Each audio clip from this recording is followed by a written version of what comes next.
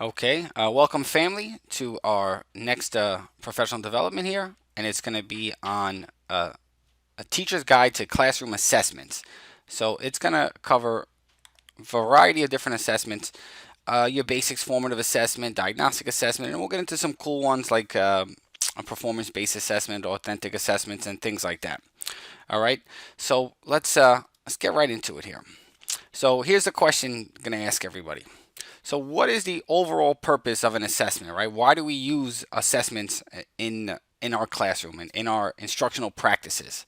So, the overall goal is to improve student learning in anything we do, but there's a bunch of little sub goals for assessments, and that includes, helping teachers decide if they should reteach a lesson or move forward, to identify student deficits in learning, to diagnose students with disabilities.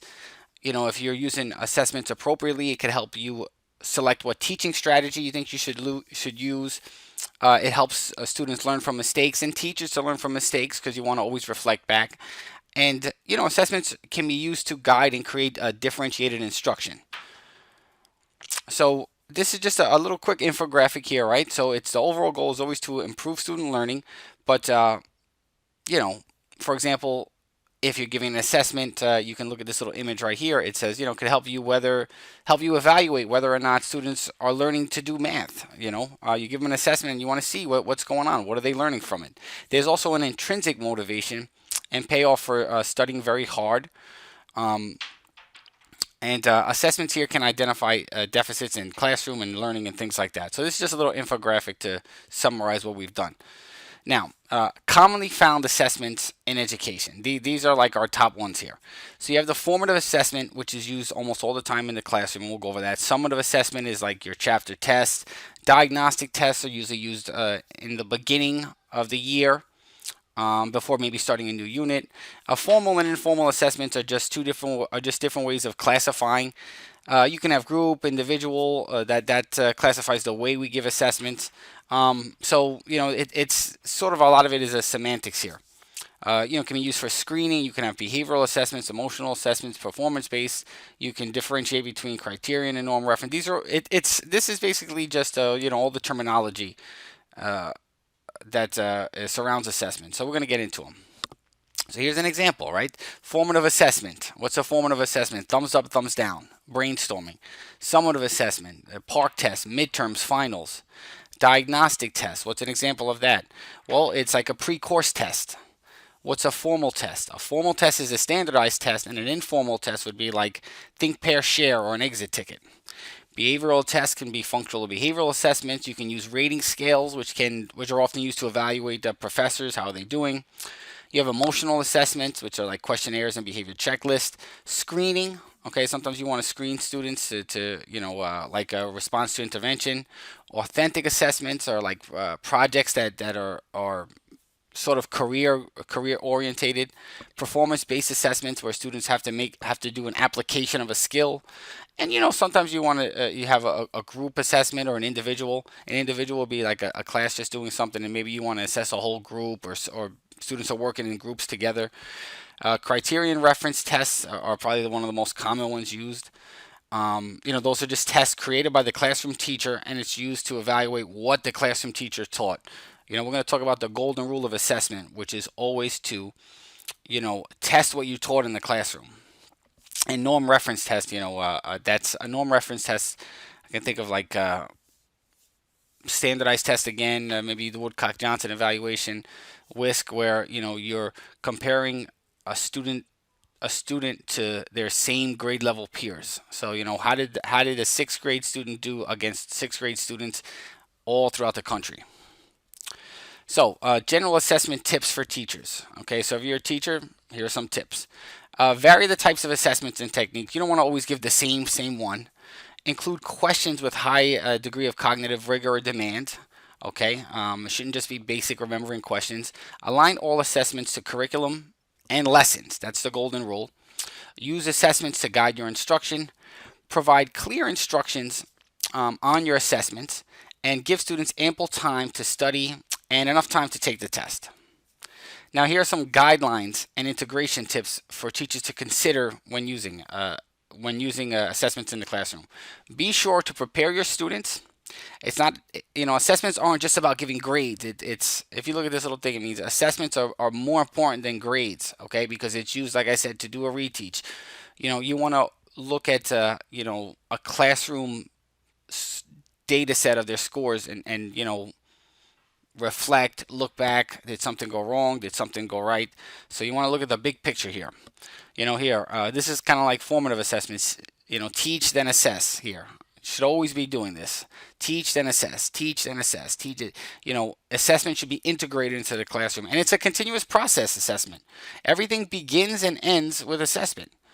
All right. And assessment must match instructions. Okay. So students in public speaking courses should be assessed by presentation, right? If you're teaching a public speaking course, what's the point of assessing them with a paper test? It doesn't make sense. All right, some pitfalls. What do we want to avoid here? All right, common mistakes. If the assessment doesn't match what was taught, that's a mistake. Teachers don't review the mistakes with the students. Always go over the test. I know it takes a lot of time here, but if let's say everybody in the class performed 90s, 90, then maybe you don't want to. But there's always going to be one or two questions that the majority of the class got wrong. The whole point of teaching is to correct and for students to learn from mistakes. Turnaround time is too long for students. If you grade a test, let's say you give a test on Monday, try to get that test to them before the following Monday. 5 days. 5 days, you don't want to wait too long because they lose that interest, and then students they really don't value the test. So try to get that turnaround time as fast as possible. And as teachers, we don't want to when we put things off and we procrastinate, that's just like a weight on our shoulders. So if they do a test, just grade it and get it over with. Questions assess low-level thinking skills. You don't want that again. You want to have high-level thinking skills. So let's take a look at the difference between formal and informal assessments, right? Formal assessments are structured and carefully planned. The data-supported tests, longer time is given. They're usually standardized, and they assess overall knowledge. That's like a formal test, right? So we've said formal tests are like we said the word, like psychological tests, the standardized test. SAT is a formal test. Informal tests are flexible and spontaneous. This would be like a pop quiz or something like that. Not much time is given. They're non-standardized, and they just measure classroom learning. An exit ticket would be an informal assessment. And here's a nice little infographic based off a YouTube video I made here. Formal versus informal, right? So formal tests are developed by the state. Informals are developed by teachers. Formal assessments are supported by various data, and informal are unsupported by data. Formal assessments are usually norm reference. Informal are usually criterion reference. Criterion reference meaning that you're assessing the students as a classroom teacher on what went on in your classroom. Whereas a norm reference test, you're comparing how your students did against everybody. And if you're a ninth grade teacher and you're doing a bio test, you're comparing your students against everybody in the nation in ninth grade. Informal has very strict testing procedures. Informal is just normal classroom testing procedures. You know what I mean? A formal test might require a number 2 pencil, whereas if you're a teacher and you're given a test, it doesn't have to be number 2. Informal usually measures longitudinal achievement over time, and informal tests are for shorter achievement periods. So formative assessments. There's a large variety of formative assessments at a teacher's disposal. I'm big on formative assessments. Whenever I get evaluated, I make sure to do formative assessments. And I had one very good administrator who would just constantly tell me, formative. That's what we always look for. Formative assessment. So, if you're teaching something, always give a quick check for understanding. Okay. Maybe you're teaching a concept on equations, and you turn around and you ask a quick question. Give me a thumbs up or thumbs down if you're getting this, and then you do the next step. Thumbs up, thumbs down, and the next step. Or, for example, a scale of 1 to 5. I like raise your hand on a scale of 1 to 5. How do you guys feel about this? 5 meaning you've mastered it. 3 is like in the middle. 1's no clue, and you might see some 5s or some 4s. Brainstorming is another formative assessment. That's good brainstorming because you can connect to prior knowledge. Formative assessments should be used throughout instruction, and they guide you as a teacher where you want to go. So they can be used to quickly get a student's attention. And formative assessments should flow with instruction. They got to be integrated. Okay. Why use formative assessments? Poor teachers continue to teach and they don't check to see if any student's understanding, right? A master teacher uses formative assessments because he'll teach something and he'll check for understanding with a formative assessment scale of 1 to 5, and he doesn't move on until he knows his students understand it. So the poor teacher, and I get a lot of heat here because it's a woman. I did a video on this and I had the woman, so I'm not trying to, put it, I'm not trying to single out anybody. I didn't mean it that way. But yeah, I get a lot of on one of my videos here, the fact that I used a woman as a poor teacher. I didn't mean that, but anyway. So the poor teacher continues to teach and doesn't check to see if the students know what's going on, and then the students fall further behind, where the master teacher uses formative assessments. Remember, it's one of the teacher's most important instructional tools is a formative assessment. And here are just some examples. Like I said, brainstorming. It's great for, I think I spelled gauging wrong, for gauging prior knowledge on a topic. I love individual whiteboards. Okay, students can hold it up and give them a quick math problem, and then they have to show you, their work, and you could just say, okay, you did this wrong, you did that wrong, you did that wrong. It's excellent. And exit tickets. What I like about exit tickets is I collect them, and it's kind of like a log, after every class. And you don't want to do it every class, but you ask them one little question. And at the end of the class, this exit ticket question should align with whatever your objective is. So if your objective is, let's say it's in science, and it's to understand the properties of water. What you want to do is at your exit ticket, just be like, explain the properties of water or something like that. So it's good for standard tracking as well. Here you could see I put this in this little image. Formative assessment activity, again, think, pair, share is a fun one. You can pair students together, they can discuss, they can share this with others. I used think, pair, share a lot in my earlier days of teaching. I kind of got away from it. Now with the pandemic and stuff, pairing students together, but I hope we'll get back to this. We're going to get out of this, and we can group students together a lot now and stuff, and it's good. Schools are opening up a bit. Diagnostic assessments. Okay, diagnostic assessments are good indicators of prior knowledge, of prior student knowledge. Teachers should not assume their students have learned previously covered material. Okay, that's why you give the diagnostic, because you don't know what your students learned from the previous teacher. They could have learned nothing and just been passed through the system. So early in the year, give them a diagnostic. Make sure they take these tests seriously. The biggest problem with diagnostic tests is, teachers tell the students they're diagnostic, they don't count, and you don't get an accurate reading. Okay. Diagnostic assessments can be created by teachers, or you could purchase them. Sometimes you can find them in textbooks. I wouldn't waste the time to create one. You should be able to find one somewhere. Usually the schools, if there's a principal or like let's say a supervisor of, let's say you have a supervisor of reading, they should be able to have something available. So here's an overview, right? So why should you use diagnostic assessments? Well, don't expect all students to have the same prerequisite skills. You want to identify those gaps and use the diagnostic to guide your learning. How to utilize diagnostic assessments. Before starting a course or a unit you want to give it, do not grade the diagnostic, but maybe tell the students it's graded, because you want to get accurate results. And some examples are, you can get commercial diagnostics. You can do questionnaires, which are pretty good if you believe in the honesty of the students. You can have a teacher design test, like I say right here. It could be time consuming, okay? Or a textbook pre-course test. Those are probably your best options.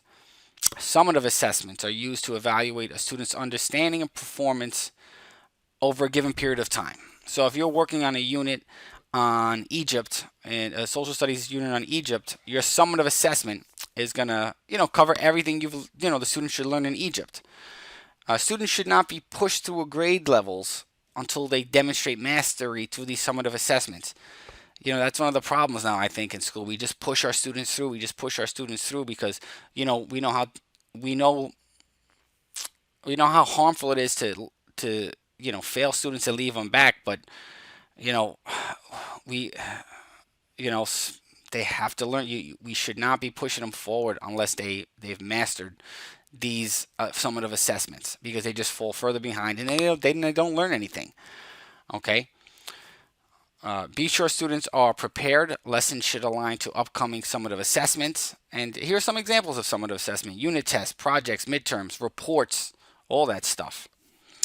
So here's our overview, right? Why use summative assessments?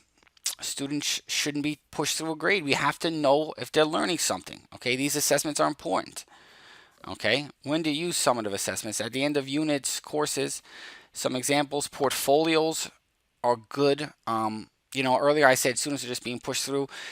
Some kids just aren't good at taking tests. In that case, right here, these portfolios, they're really good because they have to, they can show and demonstrate mastery through other ways. Interviews are an out of the box thinking way of assessing somebody. You can sit the student down and just sort of talk to them and see what they know. And it's actually an opportunity to teach as well. So here's some tips for summative assessments. Vary assessment types. Okay, give enough time. Give enough study time for the student. If you're going to give us a summative assessment on a Friday, let them know. Tell them, okay, you have a big test a week away. Don't just tell them on Thursday. Clear instructions. Okay. Have students show their work. A minor mistake shouldn't have a major effect. This is a lot with math too. Where a student knows all this stuff and they just make a little mistake with, 3 squared, they put 6 instead of 9, and it gets the whole problem wrong. Have them show work. And these summative assessments, I keep going back to this. You want to test them with a depth of knowledge. It shouldn't just be remembering. That's not going to help them out. The goal is to teach them to be critical thinkers. Always assess what was covered in class. If I give a question on a test that they feel that I haven't taught them, they get really mad, and rightfully so. And question weight should be proportional to the time the question was covered. So, if you've, so assessment item value should be reflective of the amount of time that content was covered in class. So if you spent a lot of time on, let's say science, and we're talking about the plant and animal cells, those questions, you would want them to be a little bit more, right? So you would have an open-ended question on that as well, because open-ended is going to take more time just writing, and you spend more time on that. Whereas if you didn't spend much time talking about, let's say you didn't spend much time talking about photosynthesis or something, then you don't have much. Don't give it all that weight because it's not proportional. It's just, you just always want things to be fair.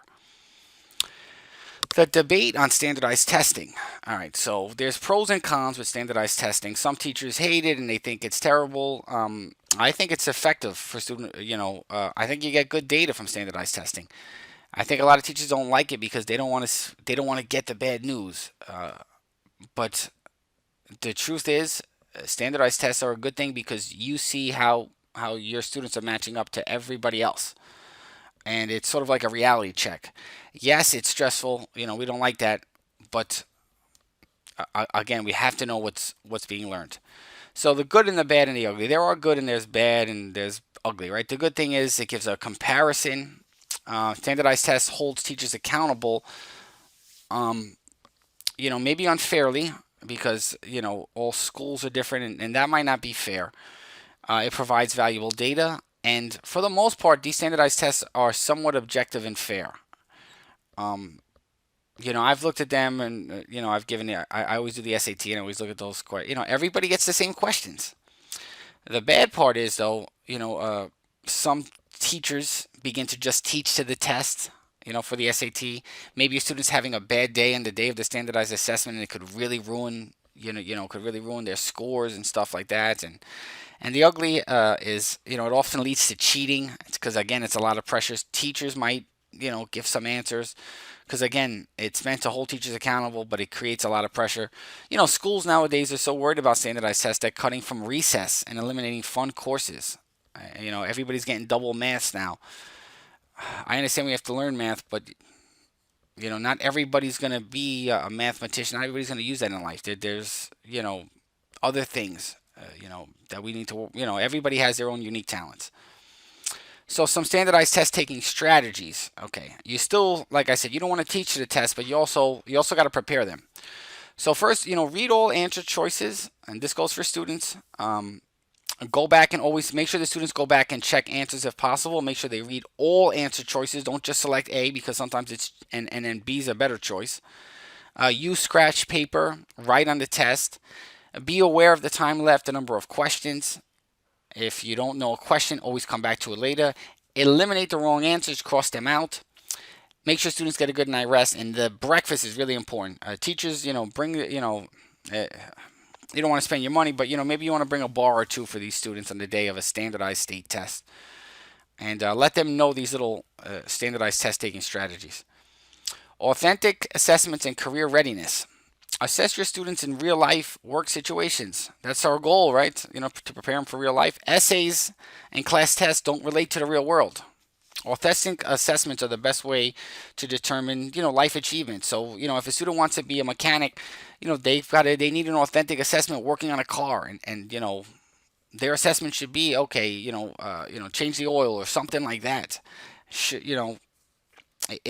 It has to align with whatever the course is. Like I said, test quizzes and essays do not represent life outside of school. Do we ever think about that? We give them all this time in school learning test. When do they ever take a test outside of education? Yeah, they have to take tests to get into a job here or there, but once they get the job, I don't think they ever take tests anymore. All right, challenge your students to create and apply with high order thinking skills. I'm just going back to the other one. Yes, as teachers, we have to, we're continually taking practice tests and things like that. But again, this is all education oriented. You think about these other careers, like I said, like mechanics and artists, and a lot of them don't. Okay, authentic assessments continues, and I'm really big on this here. So how do you incorporate authentic assessments, right? So art should be assessed through their artistic talents. Okay, try to relate authentic assessments to real world problems. Let students apply the knowledge they've learned, right? So for a doctor, if you're teaching like a club, we used to have a club I used to do. It's like a pre-medical club, and then the students would come in and they would pretend to have an illness, and you have to diagnose them. Rubrics, authentic assessments are mostly subjective, so you need a rubric. Always have a rubric there. And keep going back to this higher order thinking skills. Performance-based assessments, it's very similar. So performance aims to measure a student's ability to apply learned information. So it's just about them applying whatever they've learned. And they're assessed by their ability to perform a task. So some tasks might be, for example, to write a research, would be to give a presentation, okay? Analyzing blood samples for a biology class, that's a performance-based assessment. Maybe you teach them about, different blood types, and then they have to evaluate and analyze the sample. And you could let them, do the little test. It was a lot of fun. I remember doing that. With my students, whether it firms up and things like that. You could see like the reaction. So a little bit more on performance-based assessments, right? Why? Why do we do performance-based assessments? Because students get bored of everyday learning. They do. You can, students can apply and create. When you make students performance-based assessments, again, because they have to do something, you can make it, those higher levels of Bloom's taxonomy, create, evaluate, okay, and it teaches students, when you're doing these performance tasks, first they have to know the required knowledge, so you've got to do that, but then you have to, you have to kind of teach them too how to apply it as well. And then, teach required knowledge, give them the task, create and distribute the rubric, and, provide a little freedom for them. Let these students be creative. You always want to make it a little bit fun if it's possible. And as they're doing it, up here, if you take a look, offer some guidance. Teachers are always facilitators of learning. So you should always be walking the room willing to help out. Rubrics for assessments. Performance-based assessments and projects are not graded as essays, multiple choice questions, or short answers. These assessments must be graded using specific criteria. The rubrics lay out the criteria and point scales. Okay, so when you're doing these performance-based assessments and these authentic assessments, you need rubrics. All right, so Yeah, rubrics, what do? They define the goals, they create fairness, okay? Um, how do you use the rubrics as a teacher? Go over it with the class beforehand. Always explain the rubric. You can buy rubrics or you can try to create your own. I have a rubric for, I'll try to put this in the link, or just a basic rubric for a presentation. Analytics, that's one type of rubric, and holistics another type of rubric. So this is how educators really break down rubrics into these two types: analytic rubric or holistic rubric. Right? The holistic one grades student work on a whole as opposed to specific components. Kind of just looking at the big picture, a little bit more subjective and easier to grade. I would lean away from this one here because the students nowadays are going to complain. You want to be a little bit more objective with an analytic one. Okay, analytic one is, again, like maybe it's a 16.1 and it's this component. They get 3 points, 2 points if they don't reach this one, 1 point if they don't reach that one. I should have put I should have an image of a rubric here. I'll try to post it below. All right, teacher evaluations from students. This is good. This is for us. Always at the end of the year, I like to give them a little evaluation of me. I don't give this to the administrators. I don't care about that. Just for myself here. What can I do to improve? And it's always really good advice. Usually I get very good scores from them. Maybe they know it's going to me. I tell them they don't have to write their names, but it's very useful. You get some funny comments. They'll tell you the truth. Here, students won't hold any punches. They'll be brutally honest, sometimes more than an administrator, but you don't have that pressure. And use teacher evaluations for students once a year. I like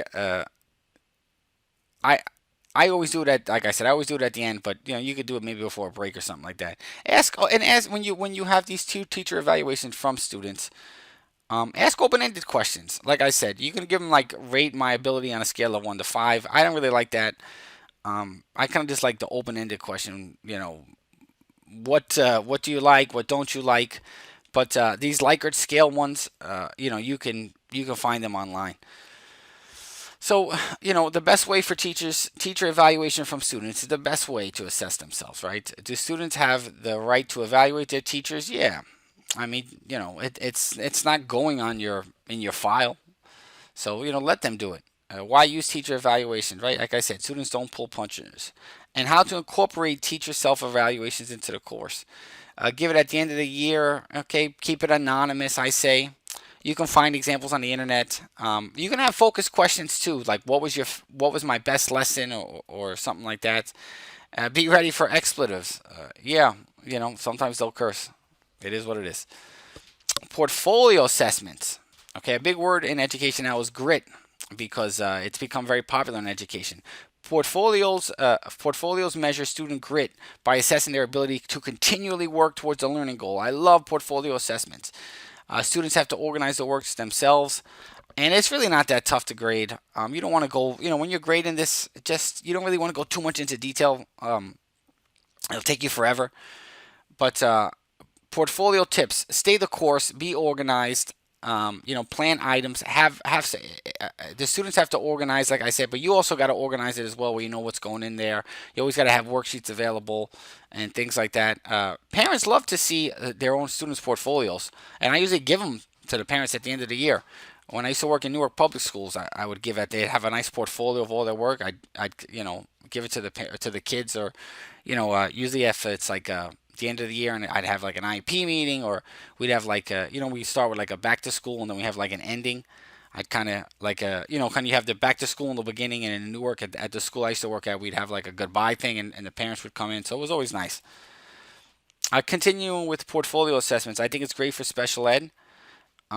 Portfolios begin with students selecting their own goals. Always give them, but again, when they select their own goals, it's really from a list that you can choose, or you have to approve it, obviously. And you can put anything in a portfolio. You can put tests, you can put log hours, reflection, teacher observations. You get creative here. Okay, it shouldn't just be tests. Journaling's a great one. I love journaling. We're gonna get to that. Yeah, here it is. Journaling allows students to track their own ideas. Teachers get to know their students when reading. Students can pose questions they're afraid to ask. They can put those questions in the journal. And journaling can be very rewarding for introverted students because it gives them privacy, but privacy and a voice. So they can be, nobody knows, but they can open up. And I'll tell you what, reading journals, you really learn a lot about students. Let them write a little bit about themselves. And if it's a math journal, they got to write about their math. If it's a science journal, they write about their science. But you can learn a lot about these kids. Again, right? It gives a voice. Ideas are not lost. All these kids get to put their ideas down on paper. You can have diagnostic journaling, formative, summative, all different ways you can do it. Diagnostic journaling is you can just say, hey, write down what prior knowledge you have on the subject. Formative, write direct feedback on your notebook. Summative, you can grade their journal as a whole. How much have they written about? You can do social studies every day. They're writing about current events, and then at the end of the marking period, you go back and you look at their journal. And I think it's best for introverted students. Also good for the average student that kind of lacks support. You can always go back in there and you can write in a journal and make corrections. Criterion reference versus norm referenced assessments. So criterion assessments assess students on their ability to master a specific set of skills aligned to the school's curriculum, whereas norm reference assessments assess students on a large number of skills based on a course curriculum designed by a team of teachers and curriculum experts. Okay, so a criterion reference assessment is like just a test that you created in the classroom. So if you're teaching mathematics and you're teaching solving two steps equation, you're going to give a criterion reference assessment on two steps equation, and you're the teacher, you created it. Whereas a norm reference, again, is going to be a little bit larger. Okay, it's like a bigger test, and it's created by a team of teachers, or it's created by like a standardized test would be a norm reference test, because you're grading that student against a whole population. Okay, so norm reference are used to rank students based on test achievement, whereas criterion is just to measure. So a CRT test is just to measure, did they learn the skill? A norm reference test is you want to compare students and rank them. For norm reference, scores are given as a rank, and criterion reference is usually given as a percentage, right? If you got a 75% on a criterion reference test because the students answered 75% of the questions right, whereas norm reference, it's like, hey, this student's in the top 15% of his class. Norm reference are, usually take a longer period of time to develop on a national level, where these CRT tests are usually created by the teacher. They only last a class period, a small number of students. Tips for assigning grades. Whenever you're grading, maintain confidentiality on all student work, especially when it comes to classified students. Always document student work that has an effect on a child's grade. Okay, if whatever you're grading, you have to be able to back that up. Stay organized, because you're always going to need receipts for these grades. God forbid, they always want documentation. It's documentation, right? So the key tips here is you always document, record all students' assessments, don't lose them. Stay organized, be able to produce their work, whether it's Google Classroom. Maintain confidentiality. And if a student's doing really bad, always reach out first to the parents. Make that call first home. Parents get very upset when if their child has been failing for all marking period and they didn't find out. Parents desire regular feedback. It's important for students at any level as well to have an idea what they're doing. So also let the student know. Here's a good tip. Don't look at the names of the papers when you grade them. I don't do that. It's called blind grading, because sometimes you'll be unfair. So whenever you grade papers, don't look at the names. And I tell my students that, and they go, "How did I do? How did I do? How did I?" I go, "I don't know. Because I'll tell them I graded it. Like, how did I?" I'm like, "I don't look at the names." And they go, "What?" I'm like, "No, I don't look at the names. I just want to be fair. So I just grade and I don't look at the name. Don't look at the name." And they appreciate that. I've gotten a lot of good feedback about that. Okay, I think, that's it here. All right, so I want to say thank you all for hanging around here, learning, developing as a teacher. Remember, we're all in a community. Together we make a family of educators, okay? And I'm going to have the next one up will be, I believe, I think I might do, I think I'm going to do one. It's a positive behavior supports and intervention will be the next one. All right, I look forward to seeing you soon.